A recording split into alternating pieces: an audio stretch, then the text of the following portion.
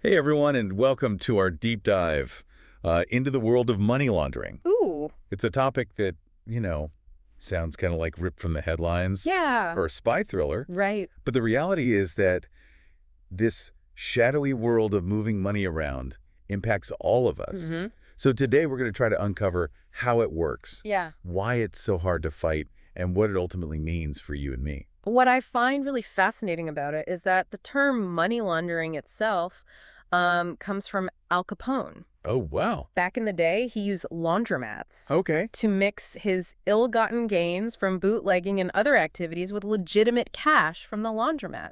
So it's like he literally laundered the money. Yeah, he gave the whole concept a good, wash and I iron love that. by making it harder to trace the origins of the cash. So essentially, it's all about making dirty money look clean. Exactly. But how does that actually work in practice? Right. I mean, surely criminals can't just deposit bags of cash into a bank without raising any eyebrows. You're absolutely right, they can't. Right. And that's why they use this three-stage process called placement, layering, and integration. Okay, placement, layering, integration. Yeah, Kind of sounds like a dance move. it does. It does. Can you break those down for us a little bit? Yeah. So placement is the first step, Okay. and that's all about getting those illicit funds into the financial system. Okay, So it's like the first move, if you will. got it. So, they could be depositing small amounts of cash Mhm. into various bank accounts, making it look like everyday transactions, or they might buy assets like expensive art Oh. or real estate using cash to avoid a paper trail. So it's all about blending in Yeah, with legitimate transactions, essentially sneaking the money in under the radar. exactly. Okay, I got it. Then comes layering. Okay. Layering is where it gets really, really intricate. Okay, It's all about making the money hard to trace. got it. You can imagine like a series of rapid transactions, moving the money between accounts across borders, Oh, wow. maybe even into shell companies. The goal is to create this tangled web, making it almost impossible to follow the money trail. So you're trying to obfuscate it. Yes. Make it as hard to connect the dots as possible. Exactly. And where does crypto fit into all of this? Right. Because it seems like with its anonymity and decentralized nature, it would be like the perfect tool. You hit the nail on the head. Yeah. The anonymity of cryptocurrencies makes them extremely attractive for money launderers. I see. It adds this whole other layer of complexity for investigators who are trying to track the flow of funds. Okay, so the money is shuffled around, hidden in plain sight. Yeah. What's the final step in this elaborate dance? Integration. Okay. This is the grand finale. Okay. This is where the now clean money is reintroduced back into the economy. Got it. So criminals might invest in legitimate businesses, buy property, or just spend lavishly Oh. on everyday goods and services. That's like a magic trick, It is. making the dirty money disappear and reappear as legitimate wealth. Eh. It's kind of hard to believe how much money we're actually talking about. It is. It's truly staggering. Yeah. Estimates suggest that somewhere between 2 to 5% of global GDP is laundered annually, Wow. which amounts to trillions of dollars. Trillions. Trillions with a T. It's like a whole shadow economy operating beneath the surface. Absolutely a huge problem. Yeah, and this isn't just some abstract concept. Right. There are real people Yes. behind these operations, and their stories are often larger than life.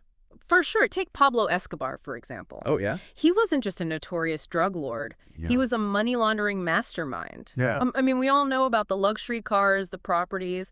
Yeah. But what's truly remarkable is how he would bury millions of dollars in cash. Wait, he buried cash? He did across the Colombian countryside. Oh, my gosh. Just imagine the sheer volume of his illicit income. That's wild. There was simply too much to launder through conventional means. Wow. So he had to resort to burying it. Gosh, it just paints such a vivid picture of just how much money we're actually talking about. It does. It's mind-boggling.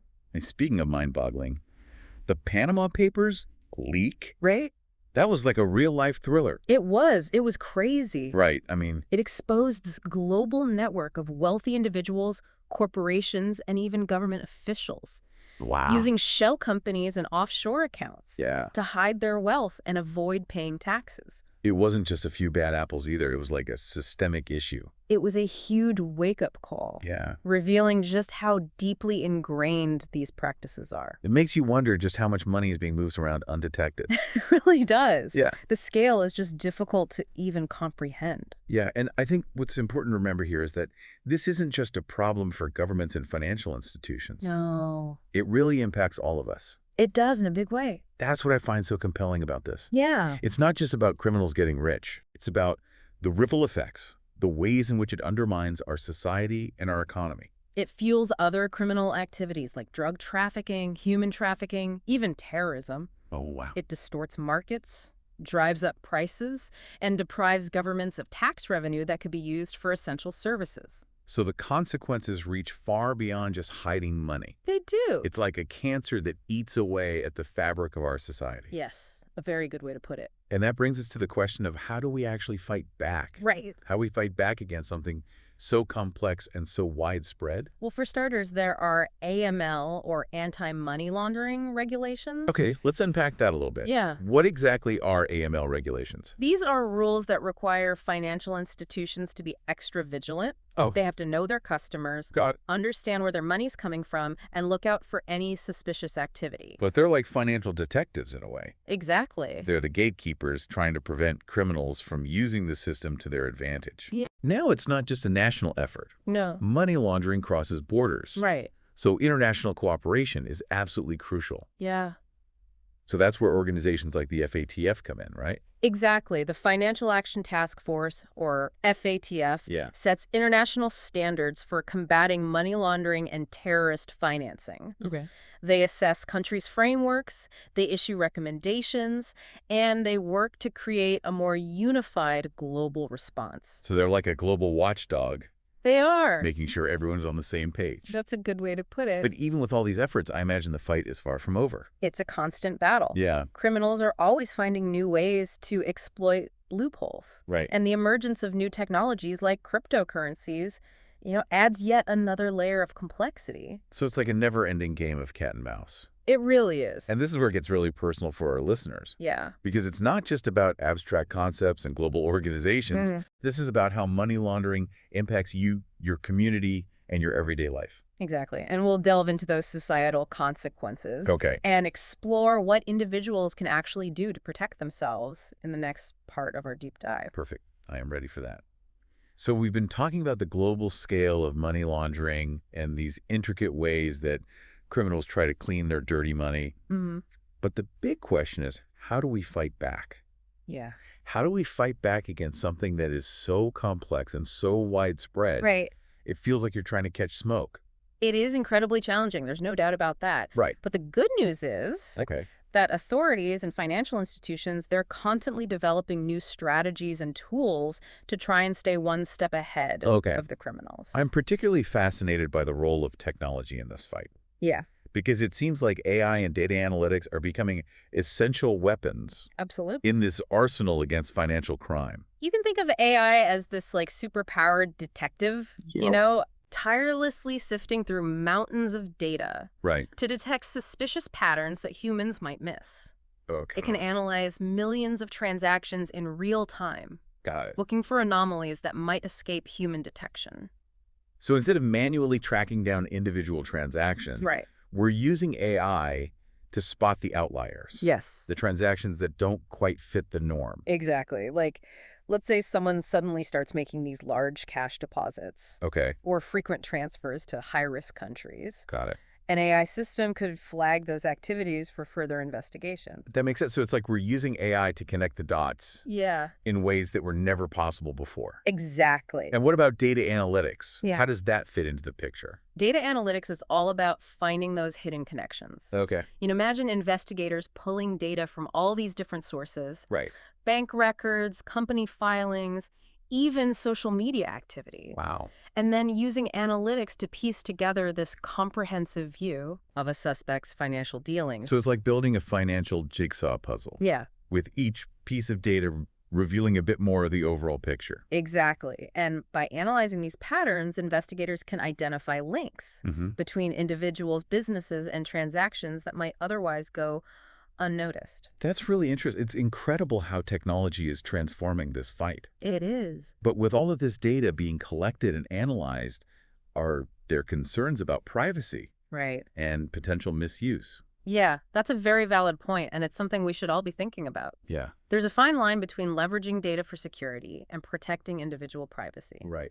And that's why, there are strict regulations and oversight mechanisms in place Okay. to ensure that any use of data is ethical and responsible. So it's about finding the right balance Exactly. between fighting crime and safeguarding individual liberties. Yeah, we can't sacrifice one for the other. Absolutely. Now, technology is certainly a game changer. For sure. But money laundering is a global issue. It Mhm. seems like international cooperation is crucial to closing the net on these criminals. Oh, absolutely. You're right. Criminals can move money across borders so easily these days Right. with just the click of a button. Yeah. So fighting this effectively really requires collaboration between countries. Okay, so how does that actually work in practice? Yeah. Are we talking about sharing information, coordinating investigations, something else entirely? It's all of the above. Countries share intelligence on suspected money launderers. Okay. They work together on these cross-border investigations. Okay. And they provide mutual legal assistance to try to bring these perpetrators to justice. That makes a lot of sense. But with so many different countries and legal systems, that coordination must be incredibly complex. It is. It's a huge challenge, and that's where organizations like the FATF, the Financial Action Task Force, play a really crucial role. Yeah, we touched on the FATF earlier. Mm-hmm. Can you remind us what they do exactly? Sure. So the FATF, they set international standards for combating money laundering and terrorist financing. Okay. And it's important to note they don't actually enforce laws themselves, Okay. but they assess countries' anti-money laundering systems. Got it. And they issue recommendations for how to strengthen those systems. So they're like the referees of the global financial system. Yeah, that's a good analogy. Making sure everyone is playing by the rules. Exactly. They help ensure a level playing field Okay. and encourage countries to adopt best practices.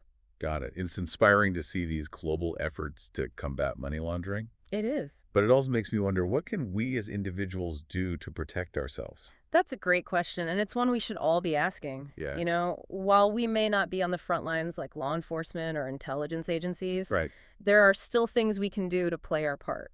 Okay, give us some practical tips. What should we be watching out for?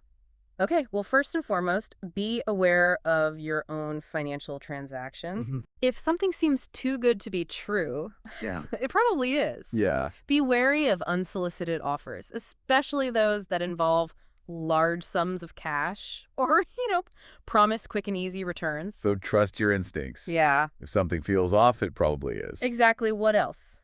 Avoid dealing with businesses that operate primarily in cash. Okay. Legitimate businesses, they usually prefer traceable forms of payment like credit cards or checks. That's a good point. What about online transactions? Right. It seems like there's so many scams and phishing attempts these days. Yeah. Online safety is crucial. Always make sure you're using secure websites for online banking and shopping. Right. Look for that HTTPS in the URL and the little padlock icon in the address bar. Okay. And just be super cautious about sharing personal or financial information online. So it's about being extra vigilant in the digital world, just as we would be in the physical world. Exactly. But what if, despite all these precautions, we still come across something suspicious? Yeah. What should we do? It's always best to err on the side of caution and report any suspicious activity to the authorities. Okay. Most countries have a financial intelligence unit that's dedicated to receiving and investigating these types of reports. So if you see something, say something. Exactly. It's like being a good citizen of the financial world. Right. Reporting suspicious activity could help prevent further criminal activity Mm. and protect others from becoming victims.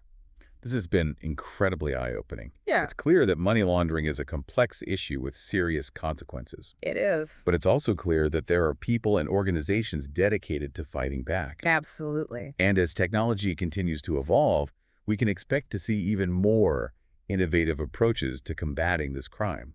Right. I'm curious, though, about the potential unintended consequences of these efforts. Yeah. As we tighten the net, could we be inadvertently harming legitimate businesses or individuals? Yeah, that's a very valid concern.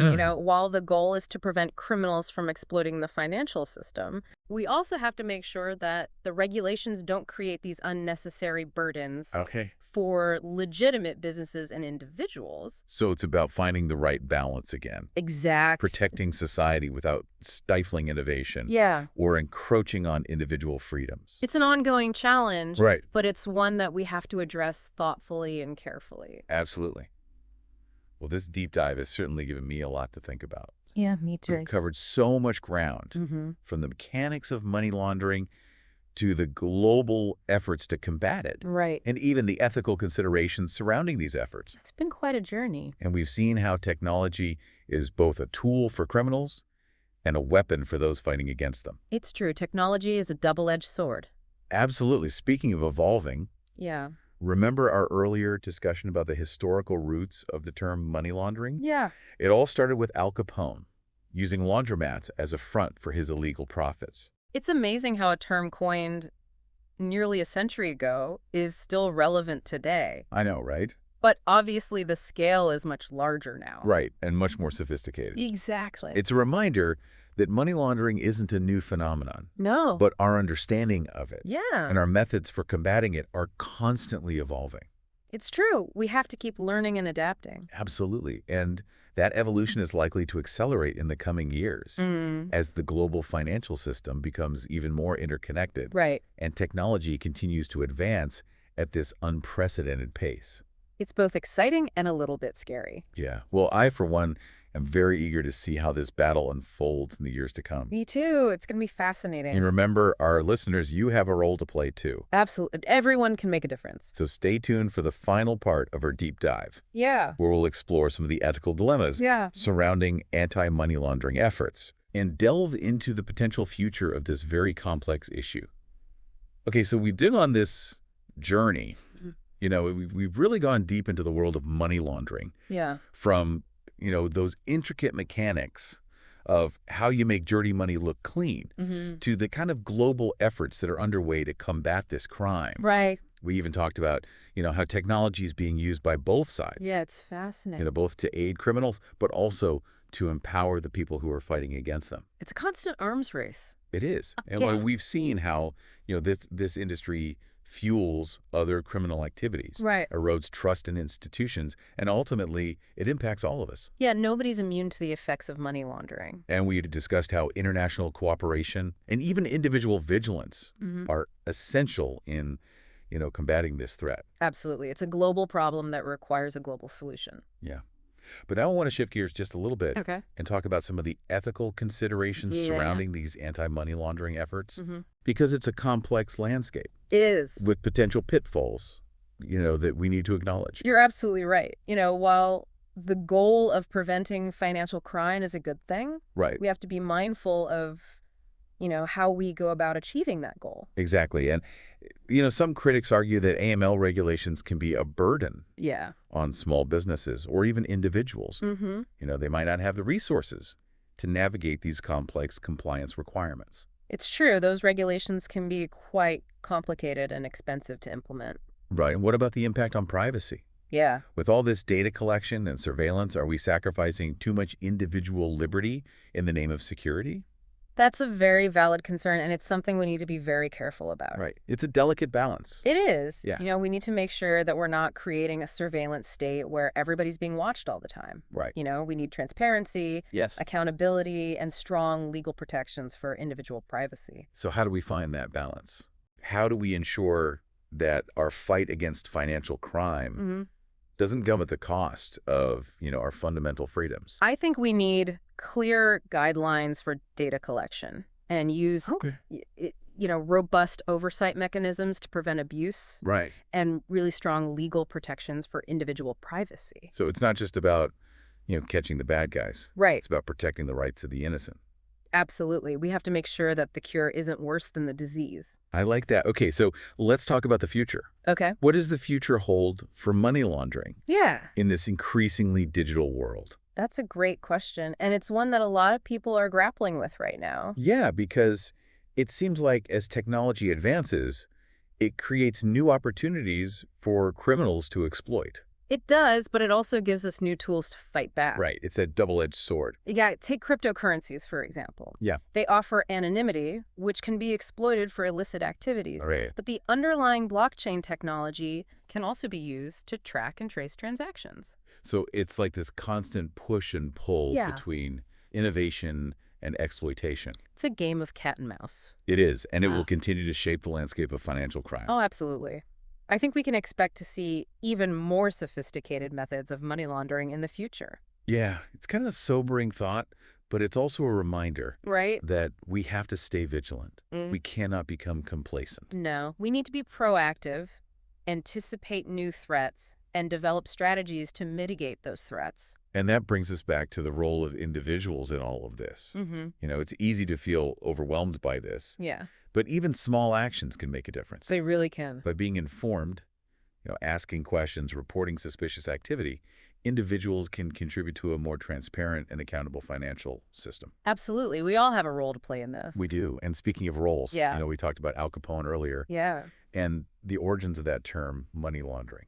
It's amazing how that term is still relevant today. I know, it's incredible. You know, from Capone's laundromats Mm-hmm. to the complex world of shell companies and offshore accounts, the methods have definitely evolved. Right. But the goal remains the same. Yeah, make that dirty money disappear. And that's what makes this fight so challenging. It is. But I do believe that, by shedding light on these practices, Yeah, by understanding how they work and by working together, we can make a real difference. I think so too. Knowledge is power. It is. And by, empowering ourselves and each other with information, Mm-hmm.